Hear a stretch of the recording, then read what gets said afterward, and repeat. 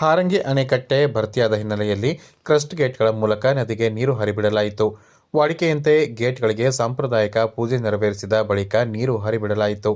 ಕಾವೇರಿ ಜಲಾನಯನ ವ್ಯಾಪ್ತಿಯ 4 ಪ್ರಮುಖ ಅಣೆಕಟ್ಟೆಗಳಾದ ಕಬಿನಿ, ಹೇಮಾವತಿ, ಕೆಆರ್ಎಸ್, ಹಾರಂಗಿ ಅಣೆಕಟ್ಟೆಗಳ ಪೈಕಿ ಮಳೆ ಕೊರತೆ ನಡುವೆಯೂ ಪ್ರಥಮವಾಗಿ ಭರ್ತಿಯಾದ ಹಾರಂಗಿಯಿಂದ ಶನಿವಾರ ಸಂಜೆ 4,000 ಕ್ಯೂಸೆಕ್ ನೀರು ಹರಿಸಲಾಯಿತು.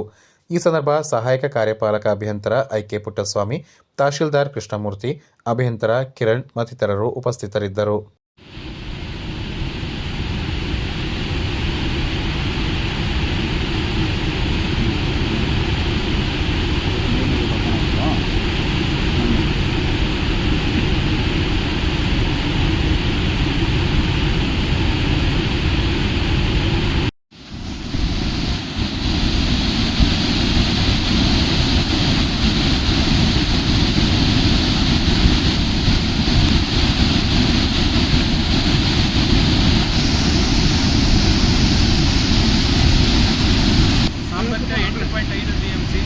ಈ ದಿನ ಒಟ್ಟು 8.1 TMC ಭರ್ತಿಯಾಗಿದ್ದು 2859 ಅಡಿ ನಮ್ಮದು ಗರಿಷ್ಠ ಮಟ್ಟ ಇದ್ದು 2858 ಅಡಿ ತುಂಬಿದೆ. 1 ಅಡಿ ತುಂಬೋದಕ್ಕೆ ಬಾಕಿ ಇದೆ.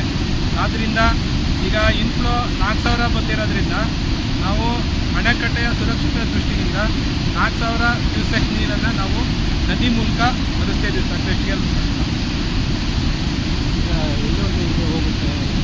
ನಮ್ಮ ಹಿಂದೆ ಮಳೆ ಪ್ರಮಾಣ ಯಾವ ರೀತಿ ಇರ್ತದೆ ಮತ್ತು ಇನ್ಫ್ಲೋ ಎಷ್ಟೆಷ್ಟು ಇರ್ತದೆ ಅದರ ಮುಖಾಂತರ ನಾವು ನದಿಗೆ ನೀರನ್ನು ಬಿಡ್ತೇವೆ.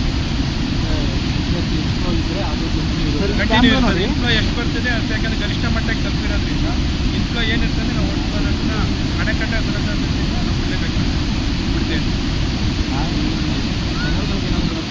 ಕೆನಾಲ್ಗಳಿಗೆ ನಮ್ಮದು ಒಂದು ICC ಮೀಟಿಂಗ್ ಆಗಬೇಕು ಸರ್.